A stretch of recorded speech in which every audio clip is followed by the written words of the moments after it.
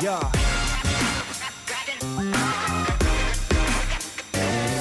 Yeah. Welcome to the Average AF Podcast with your hosts, Adam McElroy and Stephen Hardy.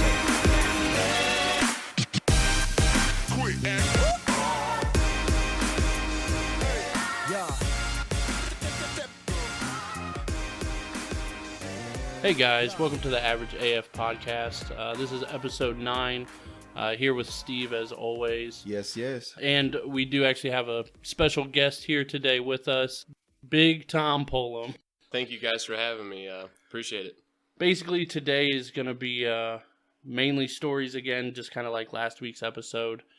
Me and Tom have a big history together of probably 12 years now? Something like that. Probably about 12 years now. So same with Jerry. We have a big background. So just wanted to bring that up today and kind of see how it goes. But how have you been, man? How have you been lately? Yeah, I've been doing all right. Just down in Columbus working. It's bug season. Cool. I've just been working a lot. What about you, Steve? How you been? Same old shit, man. Really, just working out, hanging out with my kids. Nothing new really, man. Cool. Yeah, same here. Just work and kids and, adult life. So, but how's it been living in Columbus? How long you been down there now? I want to say since 2015. Yeah, 2015. Going on 5 years down there now. Damn. It's awesome. I mean, there's just so much to do. Right. There's always something to do every day of the week. I would have never taken you as like a person to love like the city. Where I grew up is out in the middle of nowhere, so it's like a complete polar opposite. Steve, I grew up on it's gotta be Grandpa's 40 acres farm.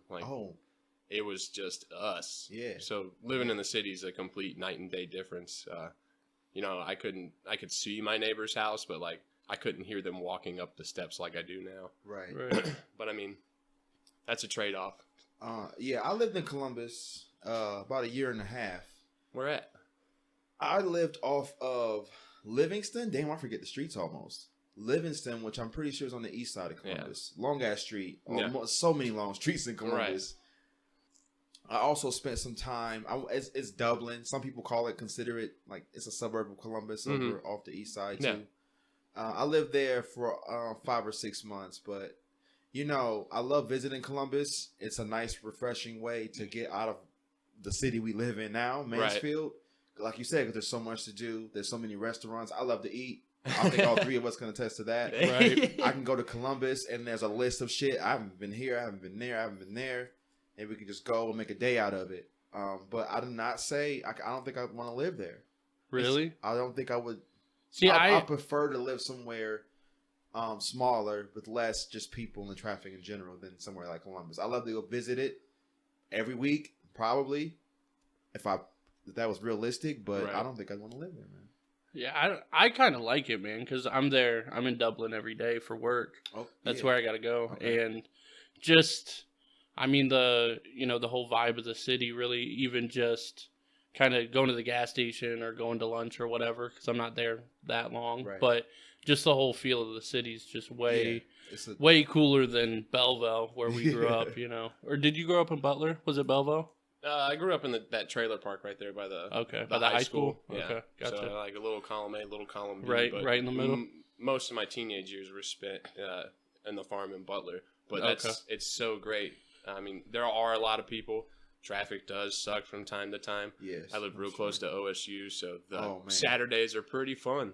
Right, but I mean, you get to meet a lot. I've met a lot of cool people down there. Oh, tons of cool people. Plus. Huge plus. You meet new people every day down there. Even like the culture, man. Just from like I said, I work there every day, and I work for kind of a big office setting, and just everybody there is so nice and, I hate to say it, but so educated and very smart and intellectual people, and it's just cool to have different conversations with them that I would never have with people in Belleville. Right, for sure. You know what I mean? They're just so, even if they're on both sides of the fence, they're still somewhat open-minded. Right. Which is cool to see, regardless of their beliefs or whatever, everybody's just really open-minded. And I definitely like that a lot better than where we grew up, for sure.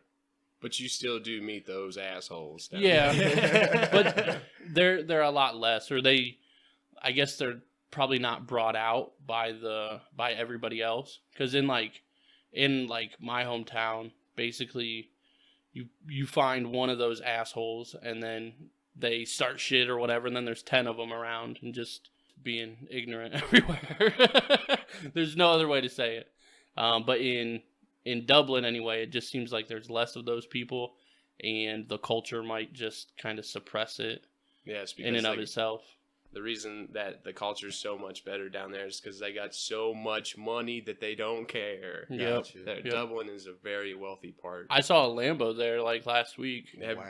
What part of Dublin do you work in? It's off. Like I said, I'm not super familiar with the area, but it's off Emerald Parkway, which I guess is like a super long road. Because I asked somebody asked me that, and I said off Emerald Parkway, and they're like, "That's like the longest road ever." I'm like, okay, well, it's off. I think it's Parkwood Plaza, kind of like about a mile or two away from the Tuttle Crossings exit of 71. So you're like kind of close. You ever seen the Toy Barn over there? The exotic car place that's over there. They do Lambos. Really? Just import like super fancy cars, six figures. Wow. Tickets, in Dublin. Wow. Damn. I actually just. Speaking of cars, I wasn't going to bring it up, but I'm going to now. I just got a new car. Oh, yeah. How the fuck we forget that? I bought it in Dublin at Germain, I believe is how you say it. But I don't want to go into it too much, but I love it. It's a Honda Civic SI 2017. Has all the gadgets and fun stuff and 6-speed and turbo and just living my best life. So he went from average to bougie real quick. Yep. Hey, look, I drove a piece of shit since I've been 16, so everything's been 10 to 15 years old plus, and I'm finally in a position to where I can kind of afford this. So yeah, it's a super nice car. Thank you. I was gonna say that you tooted your own horn though, but yeah, I think you deserve I do. I think I've seen where you come from, and like and where we can still go. Right. Really, right. You know what I mean? So yeah, it's all part of the process. Man. Right. Yeah. But yeah, man. So me and Tommy, I don't know. How did you and Tommy meet? Do you remember? Not the very. It had to be somewhere over. You came over to Stadium. Was it Stadium? It was one. Yeah, it was totally Stadium. I don't think. Where did you live? Did you live in Belleville still? Butler. Yep. On Butler. Yep. Yeah, and I know you just come over. We have our sessions. Right. And I think from there we just we got to know each other better and better. And that time was such a blur, like those 5 years or so, 4 or 5 years. Okay. It's such a blur that today, literally, I was like, did I live in Stadium first or Poplar? Oh, I was like, I know they met in one of those places, but I was like, which house was first? Yeah. I didn't remember. So it was Stadium? Yeah, it was Stadium. Yes, for sure. Okay. Is that when you were working at Motomart at the time? Yeah. Okay. Yep. And then moved to Poplar. And we actually, I don't know if I told you this, we might end up moving back into that house. Yeah. So that'd be kind of cool. Yeah, to go and see. I'm sure I had some flashbacks. Right, for sure. Right. That was a fun and blurry 2 years. But we met at McDonald's, actually, when I was 15 and a half. My parents made me, I think I've told this before, but they made me get my job before I could get my license. And if I could have a job for 6 months and go to school and not miss any days or my grade slip or anything, then they'd allow me to get my license. Gotcha. So I worked a fuck ton at McDonald's when I was 15 and a half, and that's where I met this asshole. Yeah, I was like, well, define work. Right. We worked when we had to, but there was a lot. Just loads of goofing off. Yeah. Think of it. Obviously, Tommy, right? Yeah. This is the guy that they elected to kind of show me how to do stuff. I did everybody, man. I was the trainer for everybody. That guy. We worked when we had to work. We buckled down. We sweated. We got it done. But then when there was nothing to do, we were back there throwing yogurt cups and lime at each other. Yeah. We didn't care. Right. Oh, man, good times. And then, I just explicitly remember, it was probably my second or third day, just right at the beginning there. He's showing me something. I don't even know what was said or what happened, but I think he probably said something, retarded like he does. And I had some type of reaction, and he goes, "Oh, I can tell we're going to get along." Because just like how I reacted to some dumbass shit that he said. Okay. And just from there on, it was a wrap. I'm going to say, we talk a lot of bullshit, Adam and I. Nonsense. I mean, yep. you guys are always making me fucking laugh. From the days of punching each other in the dick, just randomly. Oh! Scrote Squad! Bro, I was like, I never said it, but I always felt like, please don't try to involve me in that game. I did not remember that I couldn't take it, I would never do it back to you guys. Because I don't do that to my friends. Like, I don't know if that's so weird. I just don't, I would never, like, that shit hurt, yo. No, I think that's normal. I would never. Yeah, I think it's normal to not intentionally hurt people. But, it was like, I hope they don't do it to me and expect me to, like, join in on that, because I will never do that. Yeah. I will never, ever feel comfortable. I don't give a fuck how long we've known each other. I will never just be like, Drew, writing your shit. Oh, we used to do it with big lighters. Yep. So across the room. Oh, we were snipers. I tell people about that to this day. I'm like, I used to be an assassin with a big lighter. Yeah. Bam, right in the nut. Yep. And we all wore basketball shorts and shit, so there's no protection at all, of jeans or pants or anything. I remember days of you guys walking by playing defense, like hands on the crouch, like easing by, like two-stepping almost, like past each other and shit, like That sounds about right. Real in the field, man. You got to protect your nuts. Dude, I completely forgot about Scrote Squad. Yeah. Completely forgot about it. Good callback, Steve. Oh, man. Great callback. Oh man. But yeah, so we met at McDonald's. I have mentioned this, I think, on like one of the first couple episodes, that Tommy's actually the one who kind of got me into just rap in general. He played me or gave me LAX Files by The Game, and just gangster rap has been one of my guilty pleasures ever since. Just to introduce somebody to hip hop. Right. There's so many options, and you pick The Game. That's about. He had a little bit of everything as far as a hip hop artist would have. You know what I mean? He could spit. Yeah. Oh man, super gangster. He could spit. True, like hood dude who got bars. Is not dumb. Right. Intellectual with the beats and And here I am, fat white, country bumpkin, and I'm just like, listen to this, dude. Right. You gotta hear this rapper. Right. He's so great. And I just, we were listening to like metal at the time, like Job for a Cowboy. That was me. Job for a Cowboy, Suicide Silence. He was into what, like Lamb of God. The earlier Metallica stuff. I hadn't got into that, like the black metal, or it was mainly a lot of thrash, a lot of in your face. That's what I really like about the like gangster rap and metal in general. It's not, I don't want to say soft, but it's real upbeat, and it's real aggressive. It's in your face. It gets that heartbeat going. Right. It's, you just be sitting in your car, just banging your head to some sweet riffs, or rattling your mirrors with some. Right. Yeah, gangster rap has always been one of my guilty pleasures after that. And it's, like you said, it's weird because we're, huge, fat, white dudes, bald head, but... Like, it's one of my guilty pleasures, and, like, I will never stop listening to it. My goal is to teach Harper every Game song, every NWA song, every, all of that stuff. So I'm excited to teach her that. Yeah, I'm sure you'll put the work in that department. Right. But, yeah, so McDonald's, he was talking about fucking off and stuff at McDonald's. I explicitly remember Patty Light. I know he's listening. He actually gives us feedback on occasion. So shout out to Patty. Yeah, I would say Patrick. Yeah, dude, I haven't seen him forever. Yep. Yeah, wait a minute, tall dude with glasses. I don't know if he had glasses. No, he never had glasses. Had like the snake bites in his lip, like two lip rings right here. No, I'm thinking of another Patrick. Okay. Associated with somebody else, probably. But Patty Light, super dope. And there was this one time we were super busy, right? Super busy. Everybody's falling behind on shit, and she told Patrick to keep making, was it round eggs? Yep. Keep making round eggs until I tell you to stop, right?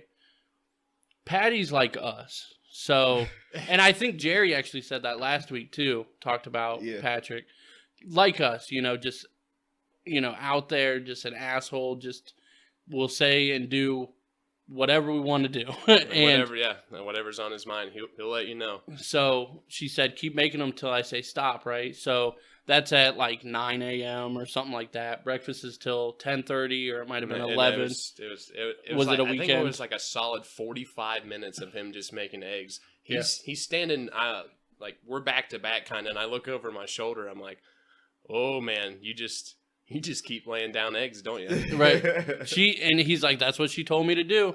And the tray for the eggs fit like what, 12 maybe? I honestly don't remember. 10, 12, something like that. And he had at least 30 in 4 or 5 different trays. Holy shit. Yeah, and she got so pissed. And all of us were standing there just like, you told him. You told him. Everybody. No. There was like 6 of us, like 2 people on the line. Like I think I was cooking the meat. He was doing the eggs. Yeah. And just, whoever's around. And we were all like, nope, that's what you said to do. That is what you said to do. And then like I was kind of in charge of calculating or tabulating the waste for the day. Do you remember what the number was? Wasn't it 200? Nope. It was 96 round eggs wasted. Yep. Oh my. And these are just regular eggs, full eggs though. 96 eggs gone that they threw away. So what's that? Like 6 or 7 cartons or some shit? 8. 8 cartons of eggs. Just down the drain. I feel like that's wrong, but it is wrong. 6 or 7, multiple cartons of eggs, multiple dozens, and she got super pissed, and we all just turned it back around on her. Said, "Nope, this is your fault." That's what you get for being dumb, right? And she was being like a bitch that day, so Patrick kind of did that on purpose, all right, out of spite. Yeah, he's like, I'm doing what she said to do, and because we all kind of had his back, like there's nothing she could really do. Right. So what she said, write you up for doing what you told me to do, bitch. Yep. Well, we were just sitting there. I think she still tried to write him up though. Yeah, well, we were just like, hey, we will tell the powers that be that you told him to do this. Right. Until I stop. But I mean, we could have said something. Like, hey, he's overflowing on it. We're just like, nope, we're good. There's gas in the dumpster and he's holding a match. So let's just watch what happens next. It doesn't come back on us, and like I said, we all had his back. So. Shout out Patty Light. There's that was funny. He's one of those guys that's like not directly in our friend group usually, but like he was always around and he is a good friend and stuff, and just we have a ton of stories with Patrick too. Right. He's just like us. Like we should have been fired from that job so many times. Yeah, I worked there almost 2 years. Didn't he work there like 8 or something? I did a decade at McDonald's. Jeez. I ain't going back. I got out and I'm not going back. Right. I'm gonna say between the one up there in Belleville and then the one up there on Hanley Road. Yeah. Did you ever move up? I mean, I'm pretty sure you wouldn't want to run nowhere like that. But did you ever? When I want to say it was my second year of college. I did move up just because I needed to make more money. Yeah. And then I was like, this is garbage. I'm sure, yeah. And it's just not worth it. I mean, there are people that I know that still work there that make a decent amount of money, but it's for what you have to go through to do it, it's not worth it. Yeah. I agree. Kudos to you guys for even, I mean, I hate to say that I'm beyond something, but yeah, I was like, fast food would be the last thing. The greatest part was the maintenance gig. Oh, yeah, I forgot you used to do that. That third shift, that was awesome. I just go in there, do my own thing, hang out, watch TV. By yourself? Just you? I would just clean the store and hang out. You had 8 hours to do it? Just 8 hours. 8 hours. I mean, shit. I can make fun of that, yeah. Yeah, when the store closed at 11, the openers didn't come back in until like 3:45. Okay. It would take me like 3 hours to do the whole store. So I just like sit around, watch TV, go in the bathroom, smoke a cigarette. Right. Yeah, I had my own little thing. Shit, it was, I had to deal with no customers. It wasn't bad. But I did want to talk about, too, just Wood Street in general. Wood Street was where I moved after I moved out. And this is the first, like I was the first one in our friends group that had their own place. So everybody came up and hung out there. Every day we had parties, like every day. I remember, I think you were there. This was, it was a week and a half after I moved in, and the neighbor actually came over. Were you there? No. Sir. I know there was like 4 or 5 people there. It wasn't like a party or anything, but we're 18 years old, had music loud and probably sounded like a party. Yeah. But there was like 5 or 6 of us there, and the neighbor actually came over and was like, hey man, like, I know you guys are just having fun and, having a good time, but he's like, my girl's trying to sleep and she's getting pretty pissed off. And this is like the 6th night in a row. Oh, he's like, if you don't mind, can you just like mellow out for the night? And I was like, we were like, yeah, man, we're new, not trying to piss anybody off directly. Right. He came over and asked us, so, right. We were somewhat respectful in that aspect. But I remember it was on a Tuesday. So, like, every night had at least 5+ people over. It was awesome. There was parties of anywhere from 15 people to probably over 100 at some point. Like, just in and out. There was one time I went there and it was legit buttholes and elbows. Like, you couldn't move inside of that house just because there were so many people. And they were just coming and going, just crowded in the basement. Probably a fire hazard, but... Oh, absolutely. And this house was super cool because you could go out, like, the back door, and that would lead into the garage, but the garage had a way up to the attic. And the attic was basically the same size as my living room. So you could actually go up there and hang out. And I remember, I think it was St. Patrick's Day, right? When the cops were called? Yeah. So St. Patrick's Day, I'm actually outside because there's too many people in my house. And I can't really do anything, can't really move around. And I'm just like, I don't want to deal with all these people. But everybody's having a good time. So me and Jerry are outside. And there was probably 10 or 15 other people outside too. But we're just hanging out by my car. And I see 3 squad cars pull up just right to the front of the house. Oh, shit. And I'm just standing there and I'm like, damn it. Like, so I tell Jerry, I'm like, well, I should probably go greet them. Right. Try to make the best out of the situation we can. Right. And I'm sitting on the front porch, smoking a cigarette, drinking a beer, just like, well, let's see how this goes. As he's walking down. Right. And so I walked down the driveway and meet him, and I was, like, something like, how you doing, officers, or something like that. And he's like, is this your house? I'm like, yeah. And they're like, is this, or he said, we've gotten multiple complaints about the noise in this house or something. And you got to keep in mind, like, my farthest neighbor to the left of the house, if you're looking at the front of the house, my farthest neighbor is like 10 feet from my front door. Oh, shit. And the other side, the neighbor's about 4 feet from the side of the house. So, like, they were close. Yeah, they're right there. They know exactly what's going on. And yeah, they're like, we've gotten multiple complaints and stuff. And you just hear behind me just everybody scattering. Like roaches when the lights come on, dude. People were busting through, climbing over fences. Just jumping, everything. Because at the time, I think I was 19, Yeah. And most people are our age. There was very few that were of age and stuff. And, and yeah, like everybody scattering. And they walk in. They circled the house at first, like using their flashlights to see if they can find anything. Right. And the one cop shines his light through the garage door. And like I said, there's a way up to the attic. Right. There's like stairs and stuff. It's kind of like, it's not like a spiral staircase, but it's got like multiple turns in it, like multiple platforms where you kind of go into a circle to get up there. Right. And people were like jumping off of that to get out my back garage door. And he's like, man, you got people falling from the ceiling in there. like what is going on? But like as the cops are looking around with their flashlights, like you said, people are literally like roaches when the lights come on. They are scattering. The cops just like, you guys don't have to run. We don't give a shit. Right. We just said that out loud. Yeah, like we don't care. Sitting on the front porch, the rest of us was like, cool. Just keep drinking. Right. And then they walk into the front door, Nobody's in the living room because everybody just like squished into the basement, gone, dipped, right? I remember there being like 8 people in the bathroom and like tons of people in each bedroom and stuff like that.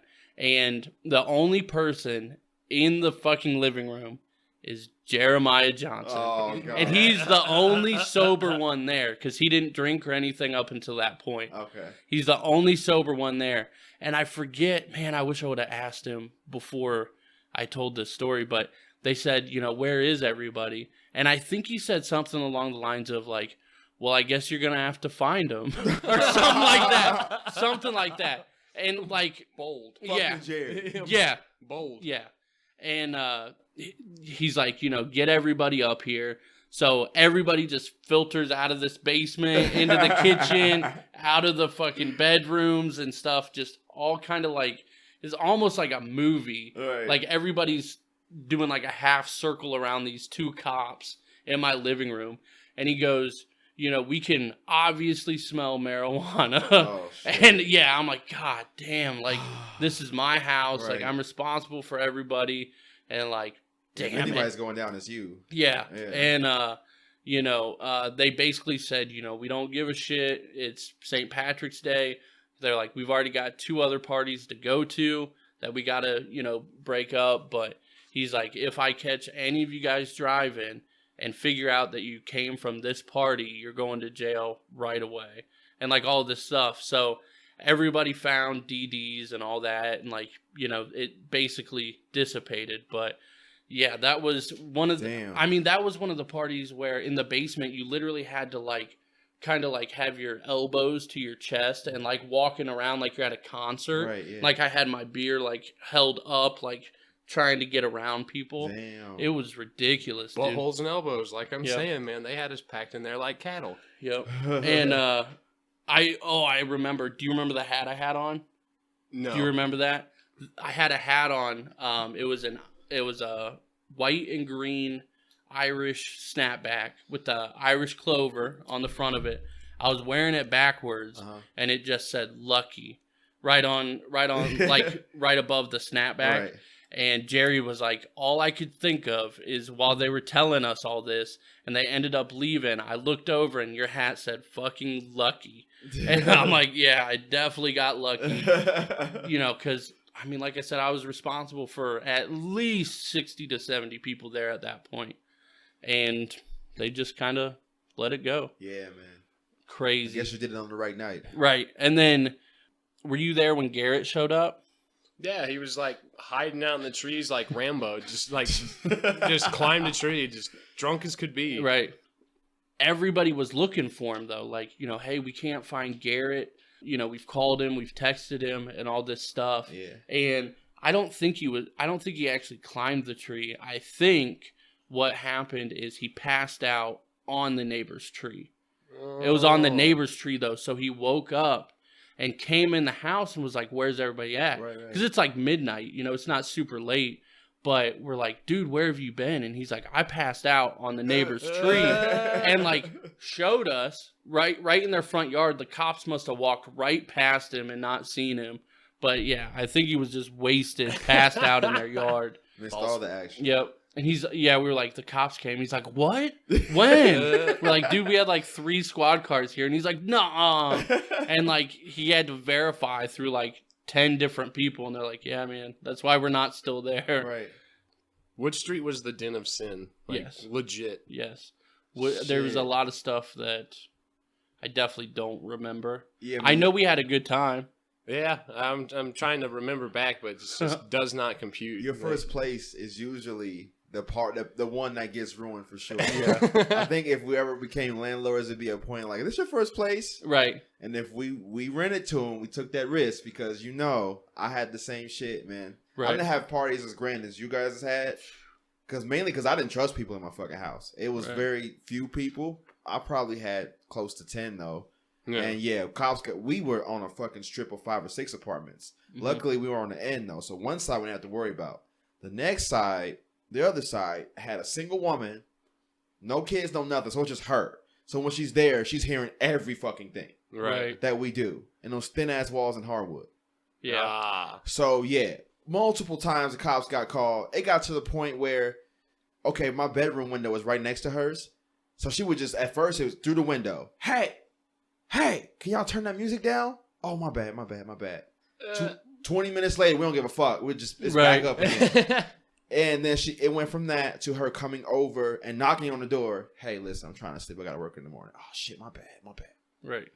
To her, no words, just cops showing up. Right. Like, it was just like, okay. Like, oh my fucking gosh. She didn't even have the nerve to come over and say something. And I got to thinking like, oh, she sold us like 15 times. Right. Like, you know what I mean? I couldn't really be mad at that point. Strike 3, yeah. Right. But, a lot of people's first pads, man, is just...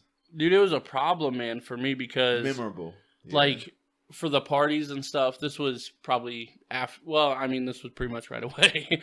But I put it on Facebook. It was like, hey, guys, we're having a party. Come on out. Like, pretty much made a post every couple days. It's like, hey, huge party tonight. Come out. And just anywhere from 20 people would show up to, like... I know at one point we kept track of... Well, we didn't keep track, but we like thought back the next day of all the people that we remember seeing, at least at one point or another. And that list was at like 95. Fuck. And I just remember, like, it was like, okay, well, I don't remember any names now, but we were like, okay, well, Lindsay was here, and then she had her 2 friends, so Lindsay's friend 1 and 2. And like, we didn't remember people's names, but we remembered they were there. And that was like, that one was 95 people that we remembered. So, I mean, probably, I'm sure there's some that we didn't remember, but this house was honestly probably about as big as your apartment. Oh my God. With a basement, though. Okay. But still, the crowd of 95 people. Right. Everybody's like cattle, man. Yep. Everybody's stuffed in bedrooms. Being used. Yep. The bathroom flooded one time. And the toilet broke, basically. Because somebody, I guess, took a massive shit in it. Not it. Wasn't me. I promise, man. We think it was a certain female. I don't think there was any proof, but basically everybody tried to remember, who it was or who was in it last or whatever. And everybody came to the conclusion of this one person. So they're not a very large person. They're pretty small. So it was impressive. Hey, everybody poops. Right. But in the middle of a party and like, so. That's the perfect time to do it. You make more room. Oh, God. I don't. Yeah. Oh, I guess I'm the disgusting one. I'm sorry. But yeah, man, good times at Wood Street. Is there anything else you can remember about Wood Street? Boo Boo. Boo Boo's still around. I know, but little Boo Boo. Like, I remember Boo Boo, Steve, when she was a kitten, and then... She's such a sweetheart, I miss her. Right, but then I remembered the first litter of cats. Oh, yeah. And Snarf and I had some wars. Yep. The cats weren't declawed at all, so I was messing with these cats like they were little puppies. I made Snarf mean. Yep. So mean, but I had, like, the scars to prove it. It looked like I was cutting, because my hands were just tore up between that cat, just digging in and drawing blood every time. Yeah. He makes all my pets assholes. You did that to Leo too. I didn't do that to that dog. That dog was born that way. That's probably true. He's an asshole. You actually had back surgery, what, like 2 years ago? It was actually 2 years last Saturday. Wow. That's kind of 2 years last Saturday. Yeah, I remember you. You had already had the surgery a few months after I had found out. Well, I had come back. I don't think I saw you when I came back. Right. During the recovery. Right. I know I hung out with him. Right. Yeah, I mean, I don't know if I ever even got the full story about that. Like, what ended up happening with all that? I've done a lot of heavy lifting. Yeah. And since I'm 6'6", so kind of tubby. So I don't exactly have good, range of motion and things like that. Right. So whenever I would pick stuff up, I would do it wrong. I'd use my back instead of my legs. Yeah, man. I'd had back pain for like 7 years. I just nutted up and did it, and just worked. Yeah. Didn't go anywhere. And then I slept on a couch wrong. Slipped a disc. Oh, shit. Yeah. And it got to the point to where I had bone spurs on my the last lumbar, the L5. and the sacrum where it joins your hips, so L5, S1. Okay. Bone spurs there. So when I blew out the disc this time, it like rifled. It just helped it go out into the cauda equina nerve. Okay. And it caused a lot of problems. So like I had to go into like emergency. I went to the hospital for an MRI, and it was like 3:30. I'm over in Pickerington, so southeast Columbus. Right. I live over by Montfray Stadium where the Crew plays. It's about 3:30. I'm like, let's get these results back. It's rush hour. I gotta go home. And then the doctor comes in. He's like, you're going to Riverside today. You're having an emergency surgery. Oh my God. And I'm just like, what? He just like shattered my world. Yeah. And I remember the whole time I was like, man, you guys just dropped a ton of bricks on my life. Any way I could go outside and smoke a cigarette and deal with this real quick? Yeah. I mean, goddamn. No. I mean, it's a hospital. I understand why they couldn't. I couldn't smoke on the grounds. Nurse comes in. Hey, are you doing okay? I know yeah, can I go smoke a cigarette real quick? This is a lot to deal with. I'm afraid I can't let you do that. Right. The ambulance guys come in. I'm already wired up with the IVs and whatnot. Right. I'm just like, can we do anything for you? I'm like, you guys can let me smoke a cigarette real quick. Yeah. The whole way to the thing, I just wanted to smoke a cigarette just to take my mind off of it. Right. And then, I had an emergency surgery that night because what it does, it's the nerve that controls like your bowel and bladder. Oh shit, bro. And you have like a finite amount of time to get that taken care of. I was right on the cusp. Oh fuck. I was like right in the window because like I said, I didn't go to the doctor. And I was like, oh, it's getting better, but like stuff was severely wrong. Like I didn't have the distension signal when you have to go pee. Yeah. It wasn't there. I just knew like, hey, it's been 3 hours. Go to the bathroom. And then when I woke up the second day and it was like that, I was like, red flag, something's wrong. Something's real wrong. Right, so you couldn't ever tell that you needed to go to the bathroom? No. Damn. I didn't go boom boom for like a week and a half. Yeah, I remember that. Stuff wasn't working right. Yeah, well, the look of horror on Steve's face, I'll make it worse. Go ahead. I went back for my 2-week follow-up, and the doctor tells me, he goes, I've only done this surgery, like, I've been doing surgery for like 20 years, and I've only seen this, 5 times. But there was a lady who came in the Monday after I did yours, and I had to do the exact same thing. She was outside of the window. You have a 48-hour window before there's permanent nerve damage. I still have issues, like, everything's fine, but just due to complications from the surgery, like, my left 2 toes, like my pinky toe and the toe right next to it, I still can't feel them. Oh, there's times where, like, I can't feel the backs of my thighs and stuff like that. Okay. Nerves take a long time to heal. Her problem was so bad that she's going to have to wear, a colostomy bag. Oh, my gosh. I was, like, that close to having to wear a colostomy bag. He scared the shit out of me. It was bad. Fuck, bro, I had no idea. It was that bad. It was pretty gnarly. And like, this is all news. I never heard of this condition or me neither. The fact that something in your back can affect your bowels and all that in that way. You know what I mean? That's fucking crazy, man. I guess when they told you, what was going through your mind when they said we have to do emergency surgery right now? I freaked out. Like, I had like a panic attack. I'd never had my tonsils out. I've never broken a bone. I'd just go to the doctor when I get sick. Yeah. Yeah. Right. Just like they dropped literally a ton of bricks. Right. It was kind of crazy. I just remember I was at work and I worked with his sister at the time, and she came up to me bawling, and I was like, what's going on? And she's like, they're rushing Tommy to Riverside to have emergency back surgery. And I'm like, what the fuck? Like, couldn't think, didn't know what was going on. And she obviously had to rush out and, go down there. So I didn't know what was going on. I ended up texting him like, hey man, kind of heard what's going on. I hope everything's good. Like, let me know of anything. So I was kind of kept in the dark a couple days and stuff. So I didn't know what was going on, but definitely even scary for us. I can imagine what it was like going for you. Right.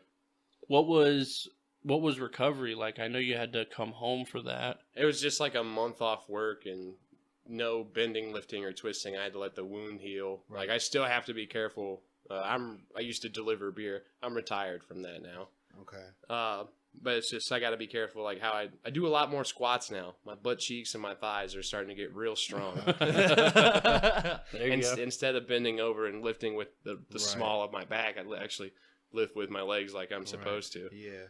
Do they recommend any, like, I guess, continued, like, kind of physical therapy type stuff or stretches to do or anything? They do that. But, like, the doctor was super G about it. I was like, what can I, after my, I went back after a year just to be safe. I was fine, but I was just like, hey, man, I still got, like my toes are still kind of numb. Like, what's up?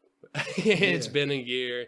And then, I was asking him a question. I was like, is there anything, I started dieting. I've lost a little bit of weight. And he's like, yeah, that'll help out a lot. He's like, I don't normally do this type of operation on skinny people. And I was like, couldn't have said it any better. Right. Like, okay.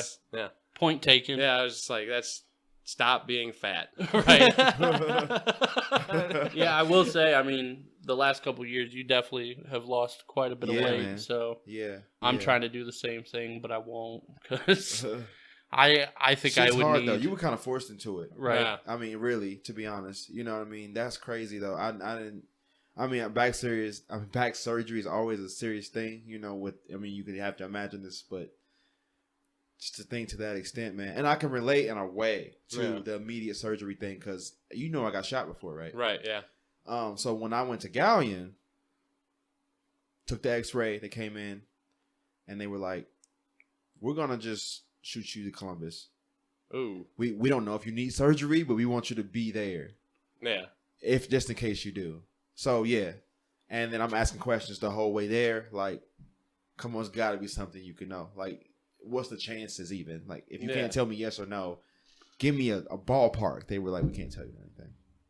So that's horrible. Yeah, and it's just a sit in that though. Did they not know anything, or they just knew where the bullet was at, and they didn't want to do any more tests there. Oh, they just immediately say, "Yeah, you get in an ambulance right now, and we're gonna." Oh, it was an ambulance. You didn't get to ride in a helicopter. No, damn, no, because I wasn't bleeding out, or nothing. Okay. It wasn't like they had stopped the bleeding, and they got to the point where they got the X-rays and were like, "It's in a spot where we don't know." But they said either way, where it's at, we won't be able to do surgery on you. So just in case you needed it, we wanted to get you there. Half of me thinks it was a money grab for my insurance. They didn't have to, do that per se. I mean, I think they could have did more to figure out if I exactly needed it or not. Right. But I don't know, man. So I can relate on a level to thinking I will have to, like, oh my God. Like, am I going to live through that shit? You know what I mean? But you never had surgery, right? No, the bullet's still there. Damn. They said where it's at, the chances of it moving is slim. It's not going to move. It'd be more risky to go in and take it out than to leave it where it's at. Jeez. And they said an inch in either direction, I could have bled out before they even got there. I could be pissing through a fucking bag, shitting through a bag. Yeah. An inch in either direction. Jeez. They said it went in the perfect spot and the perfect angle to where it missed anything vital.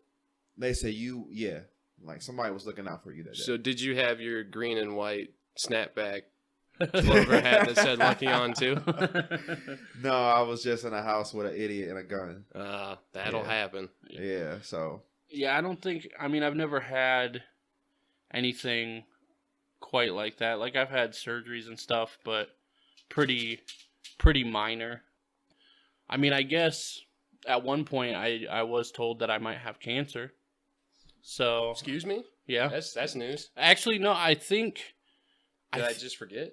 Well, I think feel like you were told somebody. I think that. You were around, but I didn't tell anybody that part. Do you remember this was on Wood Street when I had that thing on my chest, that kind of ball type thing, and it kept growing and growing and growing? Vaguely, yeah. So that basically it ended up being more or less like a pus type ball thing, but it was rock hard, like calcium type thing. Gotcha. On the very center of my chest. And it started out being like a penny size, and just over about a week's time, it kept growing and growing and growing and growing. Mm-hmm. And it ended up being probably like twice the size of a golf ball. So like, holy fuck, like not quite a baseball, but right in between there. That's showing through any shirt, dude. Like, yeah. So it was pretty large, but it was rock hard. Eventually, I started feeling like extremely sick and stuff like that. Yeah. And I ended up I was so cold. I remember being so cold that I had every blanket on in the house, in my bed, with the heat blasted as high as it could go, as hot as it could go, and I was still shivering under all the covers. Damn. So I went in, kind of got over the sickness, but that was still there, and obviously didn't feel the greatest, but went in, and basically what they ended up telling me was they had to take a sample of it, and couldn't tell me what it was right away till tests came back. But he said it could be a couple different things, and one of them was a certain type of cancer. He didn't say specifically what it was, and he said it was a minimal chance, but it was possible. Right. So he wanted to kind of let me know in case. Yeah. But what it turned out to be is basically my chest. So like when you're a fetus, right, and you're forming in the womb, you're kind of split open and formed together at like the seam. That's why you have that thing under your nose where it's kind of like a divot type thing. That's where your face formed together. Okay. Essentially. Well, your whole body does that, more or less. And my chest never closed up all the way. There's actually a very like microscopic hole in it. Okay. And something triggered it. I'm not sure, but there was like an air bubble in there. And with it kind of fucking with everything, my body didn't know what was going on. So it started sending white blood cells to it to attack everything. Right? Okay. But it was an air bubble and there was nothing there. So it was attacking basically myself. Right. But essentially got it drained and all that kind of stuff, and everything was pretty much okay. But he said it's a 50-50 chance that it comes back. And if it does, that means it's going to come back again and again and again. And they're actually going to have like a really deep chest surgery to like basically close up that gap. Yeah. I mean, similar to the extent of, you know, not knowing what was going to happen, I ended up actually around that time, this is going to get kind of personal, but around that time was finals for college. Mm-hmm. This was my first ever like set of finals my freshman year. And I obviously couldn't study that well and, you know, a lot of shit on my mind. And I specifically remember crying during my Spanish final because I couldn't remember anything. Yeah. Like, couldn't remember anything, didn't get to study, and like all this was going on, and ended up like bawling during it because I'm like, I'm going to fail my final and fail my test. And just got into college, like, you know, and just a ton of stuff going through my mind. And I ended up turning it in first and just basically walking out and like accepting the failure. And when the final came back, I got an A-. Oh shit. And I think, and there's no possible way. I think she just like kind of saw that something was going on, and like clearly there's something more than just like this final. Right. Cause it was almost hysterical. Like it was bad. Cause I was like, do I have cancer? Like, am I failing out of college? Like all this stuff, just bad. And ended up getting an A- somehow. I don't think there's no way that was my real grade, but she definitely helped me out there. All right. But yeah, so as far as like not knowing what was going on and stuff, that was a pretty hellish. It was actually about a week till I found out what was going on. Sit on that for a whole and I know I told Jerry. I don't think I ended up telling actually anybody else. I don't even know. To be honest with you, I don't know if my parents knew that aspect of it. Okay. So. Definitely interesting. My mom actually listens to this, so it'll be interesting to... That'll be a fun conversation. Yeah, to know if she knew that. I don't remember if I told her or not. I don't think I did. But, yeah. So we've all definitely been through some shit. Yeah. Our bodies hate us. It's called getting old. Right. Well, yeah, in you guys' case, I don't know. But right. Somebody was looking out for me on mine. That wasn't a case of... Right. Fucking... Right. That's a case of serious luck. Yeah. All the way around. That's scary. I forget it's there, man. I don't have any. I had nerves, You mentioned the nerve thing. Down my inside of my leg on the right side where I got shot, I can rub it and feel this like the numbness kinda. Yeah. Took a long time. I would say a little over a year, about a year and a half almost, before it was completely normal. But somebody's looking out. Right. You know. So whoever it is, thank you. So let's go ahead and switch topics into like a little lighter of a conversation. Yeah, that got real deep. Yeah, it really did out of nowhere. That's Hey, cool. Hey, life is deep. Right. Yeah. You know what I mean? It's all good. It's all good. But I do want to talk about actually something that happened on Wood Street on the 4th of July. I kind of fucked with Tom a little bit. Oh, he's talking about him being a gaping dickhole. Sounds about right. And I want you to tell the story, but I just want to put like a little note in there that Tommy is like one of the most patriotic people I've ever met in my life. He used to, I don't know if you still do, but used to buy every American Eagle lighter, like a bald eagle or the American flag. If he saw it, he would buy it and like collected them and stuff. So anytime at the house there was like a bald eagle lighter, I'm like, oh, that's Tom's. Has to be. Yeah. And it was. But he's the most patriotic person probably that I've ever known. But with that, go ahead and tell what happened on the 4th of July. It's because this country's great. It's a great place to live. But I show up to his house. I had just gotten off work at McDonald's. I am grease stinky. Okay. I'm just like, I'm out of it. And he's like, hey, man, we're getting ready to go see Spider-Man. You want to come with? I'm like, I work at McDonald's, dude. I don't have any money. So, like, he's like, hey, man, I'll pay for your ticket. I'll be a real nice guy. Okay. I'm like, oh, that's cool. I'll get you back. But I'm in these greasy, stinky work clothes. Oh, you can wear some of my clothes. No problem. Okay. He goes and picks out a pair of basketball shorts and a green Irish flag T-shirt. Oh, shit. Yep, on the 4th of July. Oh, shit. Bright green. It just says Ireland across his chest. Tommy's, what, 6'6", you said? Yeah. 6'6", huge dude. Ireland across the chest with a big Irish flag. And he's walking into the movie theater on the 4th of July and just gets so many mean looks. I remember this one old lady. She just looked right at me and then just like looked away and shook her head in disappointment. Yeah. I was like, I should have just skipped out on Spider-Man. Oh shit! It's great. It's one of my most proud moments. That, along with the tea story from last week from Jerry, where I drank all of his tea. Yeah. I don't know if you've heard that. Yeah. Awesome. Good shit. Is there anything else you wanted to bring up with Tom while we had him here, or anything like that? Sure, man. So before we got into our podcast, I'm gonna hit you with an impromptu question. Okay. Go for it. I want you to answer. We spoke about our top 5 lyricists episode, which was, 2 or 3 ago now? Yeah, 6, I think, maybe. Okay. And you told me, how in the fuck do I not have Nas on my list of MCs? Now, we talked about it last time before we recorded the episode. Like, okay, is it a list of favorites or a list of best? Favorites, he's never going to make that. Oh, yeah? Never.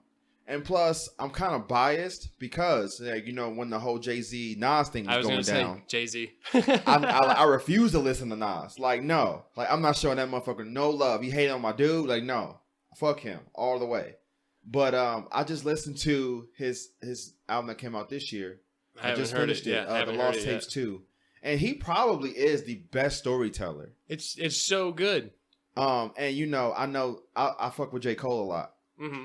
And I know he said Nas is one of his greatest influences, and I can see it from listening to his last album. Like you don't even realize that he told a story half the time until the song's over with. Well, I mean, have you ever heard Rewind off of Stillmatic? Yeah. Have you ever heard it? Yeah. He tells the story backwards. Yeah. It's so great. Yeah, like try to do that. That is hard as fuck. So he'll never make my favorite list, but I can never disagree or argue with anybody putting them in the top 5 lyricists like of all time or whatnot, because dude is nice. I don't know. I prefer, Jay-Z made the list. I just prefer his style more. That's fair. That's fair. And I know a lot of people that, like, oh, Jay-Z, yeah, he's good, but, Nas is, and, Nas is definitely different in his own way. but and like I said, probably the best storyteller ever. But he's not in my favorite. So my question for you though is, give me your top 5 lyricists, favorite, however you want to. This is about to be some homo shit. Oh man. Give me at least 3. I'll let you slide. No, I trust Tom. I think this is going to be a good 5? list. Right, yeah. okay. Nas is going to be in there. I'm not going to say Jay-Z or Eminem because they've already been said and mentioned. Yeah, right. These are favorites, right? We're going right. favorites, not necessarily who you think is the best. Yeah, because I'm sort of like Steve when you know this. I'm kind of like you. I like the music more than I like the actual rapper, what they're doing in that. Right. But that being said, I'm going to go ahead and put Kanye West in there because he does both. Yes. And he does both excellently. Oh my God. So good at everything. The only reason Kanye didn't make my favorite list is because his recent stuff, My Beautiful Dark Twisted Fantasy, is his best album, my favorite album of him, but everything, I'm counting Watch the Throne too. So that's a joint album, but it's technically his album. You didn't like Life of Pablo? No. Life of Pablo was really good. I didn't even finish that. Really? No. Oh. I got probably 75% of the way through, and it was like, I'm not even interested in hearing anything else. See, cause I kind of stopped listening, and then my neighbor, she was like, hey. Fuck, I take that back. Yeezus. I liked Yeezus a lot, too. That came out in like 2013. So, fuck. Dude is good, man. Dude is fucking nice. I'm what's known as a Kanye hater. Fuck, I'll be a Kanye apologist until I die. See, but my thing is, and I think it makes sense, but to me, I never listened to Kanye. Like I said, I got into hip-hop a little late when I was like 17, 18 years old, and I never really listened to Kanye before I knew he was an asshole.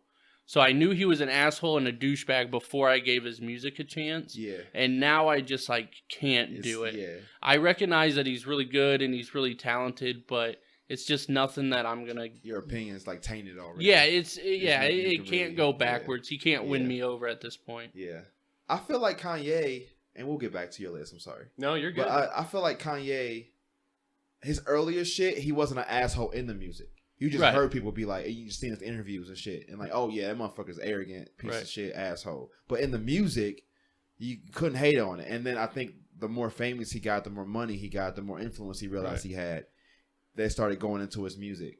For example, in Pablo, that song, I forget the name of the song, but I made that bitch famous. Yeah. Like Taylor Swift. I'm like, first of all, Taylor's got her own following it's just massive. You didn't make her famous by saying what you said. It's shit like that I don't like about Kanye these days. Right. You know what I mean? And he's less lyrical than ever. Like his old shit, Late Registration, Graduation, all that shit. I feel like his last 2 albums, it's just more him talking shit and about his influence and his power, and it's not really about the lyrics no more like it used to be. So that would be my reason for why he didn't make my favorite 5. But he definitely, it was a tough list to make. Like I said, we took 2 weeks. We had to take 2 weeks. Had 2 weeks? We had to take a second week. Yeah. Because we were like, I can't. We both were like, yeah. I need more time. I mean, I could do it if we wanted to, but it's a hard one. So, but yeah. Okay, so you got Nas, you got Kanye. T.I. Okay, all right. I thoroughly love respect T.I. the fuck out of him. Trap music, urban legend. I love those albums. Good pick. I'm just drawing blanks right now. I mean, obviously the big ones I'm trying to, Pac and Dre, stuff like that. Snoop Dogg. Yeah. The Godfathers and stuff like that. Okay. I guess not necessarily like Grandmaster Flash or anything like that, but when I was growing up, those were the super giants. Right. So obviously I got a lot of them, but when you first start listening to music, you kind of discover your own thing. Right. So you got a pretty solid top 3 though, not gonna lie. I mean, I like I said, as much as I hate Kanye, I try not to actively hate on Kanye because I know I have to respect him in some sense as far as the music goes. But as a person, I just don't respect him at all. And that just hinders everything. But T.I. is amazing. Nas is amazing. Kanye, as far as music, is amazing. And he's going to get brought back up. My favorite rapper is The Game. Yes. The Game is the best. He He spits hot fire like Dylon. Yep. Dylon. Dylon. I remember when right after he left G Unit, or that whole thing with G Unit, and then he released 300 Bars. I like to call that a partnership. He wasn't really part of them, but they were affiliated. Right. But after that whole thing went down, and he put out, he went the fuck in. He put out a 15-minute freestyle where he just hover dumped all over 50 Cent, Lloyd Banks. He just poo-pooed all over them, and it was great. Right. Yeah, he's got to be. I'm kind of upset I didn't put him in my top 5. He even if he doesn't make my top 5, he's probably number 6 or 7. Okay. Like, he's right there. He's definitely my go-to when I'm trying to bump something. I'm over here trying to think of a lyricist. Another Detroit guy, Big Sean. Big Sean Austin. I love his wordplay. His wordplay is good. Yeah. Well, his last album, I Decided. Mm-hmm. I didn't like it as much as the one before that, Dark Sky, or was it Dark Sky Paradise? Yeah. Yeah, that one was good, and even the one before that, oh man, I can't think of the name of it right now. Yeah, you're right. Not Finally Famous, but it was it Finally? I think it was one between that. Anyway, yeah, I really like his wordplay. I think he's getting better. Yeah. I really do think he's still emerging. Yep. And we haven't seen the best from Big Sean yet. He's been kind of quiet lately, though, hasn't he? He dropped Berserk. Did you see the single that he just dropped with A$AP Ferg, which I'm not a fan of. Okay. But, yeah. When was that? This was around the VMAs, so... Okay. Week ago or so? 2 weeks? VMAs was probably 3 weeks ago now. Yeah, man. That's like the last part of August normally. Yeah. Okay. Yeah. I guess Kanye's coming out with an album. His ass supposed to drop it on the 27th, and he backfired. You see it now on my list. I respect the fuck out of him, but he's the last few years for me, he's just done a bunch of shit that I just can't respect. Well, I guess he was supposed to drop it on like Thursday or Friday. Yeah, the 27th. And then Kim came out and said like he's gonna have 2 listening parties, in New York and somewhere else. I forget where else. And then he's gonna release it supposedly today. Oh. It was supposed to be released tonight, Sunday. Well, and I just looked on Apple Music; it's not there. So I mean, we were supposed to get Yandhi last year. Yeah, I don't know, any updates. And then that just got postponed until early this year, and the next thing you know, it's a whole different album title, and it's just like, dude, don't tease your fans like that. You know what I mean? And I feel like hate artists that do that. I feel like if it doesn't come out tonight, like hopefully it's out by the time this episode comes out, which is midweek or so. Yeah. But if it doesn't come out tonight, I don't think it's going to come out this week at least. He's not going to drop it like midweek or anything. It's going to be tonight, or the earliest would be Friday, which I'm going to give any Kanye album a listen for sure. And you know what? Just because I said I didn't finish Pablo, I'm going to go back and give it another spin. Life of Pablo is really go back good.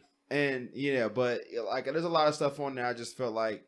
And then the whole track that he made, I don't even think of what he said, Poopity Scoop or some shit. Yeah, I heard that. It was like, dude, okay, now you just, I don't even know no more. But like that's the thing, like, and he wasn't doing that to be stupid. Like, he thinks it's creative. Like, that's the problem. That's what I'm saying. Like, he wasn't like, yeah, that was just fucking stupid. He was like, yeah, and it means a lot. Like, I will sit here and apologize for Kanye all night. Respect the fuck out of him, man. But I don't know where he's been the last. His mental, because I remember, has been the last few years. Like I didn't know who he was, but I remember producer wise. But I remember back at Jay-Z's The Dynasty. Yeah, man. And then Heart of the City, and then he's the reason why everybody samples in their music now. Kanye West solely, but he's the reason why I got into Bobby Blue Bland's, Curtis Mayfield. I wouldn't know who those artists were if it wasn't for Kanye West. Nice, man. And they make, like, the old soul is really good. Yeah. Like, new is kind of just a matter of perspective. There's so much music out there that you can discover something you've never heard before. And you see why this was a good mentor as far as hip-hop. He was a good person to guide me into what to listen to and stuff. But yeah, man. Yeah, so your list was Nas, Kanye, T.I. Were you putting Big Sean in that list? Up there anyway? He's up there. Okay. But Game is definitely number 1 on the podium. Okay. Like, easily on the podium. Nice. If you guys want to listen, learn about some metal, then we can talk off air about some metal. Man, yeah, I don't know what it is about that. I just can't do it. I'm not super into it anymore, but you're still listening to it every day. Every day. I remember the artillery breath shows we used to go to. Oh, I hope they're still around. I don't know if they are. I don't think they are. If Mr. Bartram is listening to this, you guys put on a great show. Yeah. Every time. It was a lot of fun. Our Artillery Breath was up there with bands like Skeleton Witch and Municipal Waste as some of the best music metal-wise. But man, were their live shows great. Oh man, it was awesome. It was chaos. And I just remember it being like we would always go together. It'd be me, him, Braxton, and my roommate Scott. And Scott is just as tall as him, if not, he's probably a bigger build in general. No. 6'5", 6'6". Me, I'm not like tall, but I'm a big dude. Braxton can fucking bench like 9,000 pounds. He's just a massive, like, muscular dude. And then fucking skinny white Jordan would be with us. And he would just openly tell us, he's like, hey, I'm going to start a lot of shit tonight because you guys are all going to be behind me and nobody's going to fuck with me. I'm like, damn it. So, like, we had to put up with him trying to start shit at these metal shows with, like, these hardcore dudes. And, like, nothing really happened, though. So that was good. Yeah, but that's the thing. It's chaos, but it's controlled chaos because everybody's there to get drunk. Everybody there to listen to, there to listen to some fast, heavy music. And you were required to drink PBR. In our group. There's a PBR, whatever the cheapest was. There's this one. Did you ever go to the Carabar shows with us? I don't think so. I would drive. I was still living in Butler. They would play down at this place called Carabar. I don't think it's downtown Columbus. I don't think it's there anymore. If it is, it might be something else. But it was mostly Scott Braxton and I that went down there. And they had like these $3 mini pitchers. Okay. I always drove, so I didn't drink very much. Man, those $3 mini pitchers got everybody destroyed. It's controlled chaos. Someone would fall down in the pit, and there'd be helping hands. The people wouldn't trample on them. Gotcha. It was a cool, like, intimate local show, at a bar or something like that. But when it comes to these huge concerts and stuff, like, that's where you'll get trampled and shit because nobody cares or anything. But there's, like, almost a sense of community in, like, the local metal scene. It's kind of cool. It's like the Whiskey something now on 4th Street. It used to be... I think it was like, isn't it the Electric something The Electric Company? Right. Something like that now. I had no idea. Something like that, I remember it was wherever Then I Fly played. Yeah, that used to be Planet Rock. Planet Rock, yep. They played the first show that they ever played at Planet Rock. They're going up there, and they're the headliner. Cody's just like, hey, can we turn these pussy house lights off? Like, yes, this is gonna be a great show. They ended up getting banned because like people, we were just throwing cups, like I think beer cans were getting thrown, and at the end of the show, Cody jumped off the stage and like busted his head open. Shit. It was a whole thing. So think of like MGK shows, but in this little like bar. That's an Artillery Breath show. All the time, like so hyped and everything. Yeah, they trying to climb shit, trying to break shit. Like I think his goal was to break something at every show. Good times. They're part of one of the best lineups ever. It was them opening for Black Tusk, 3 Inches of Blood, which is an awesome power metal band, and then Municipal Waste. That lineup was sick. Okay.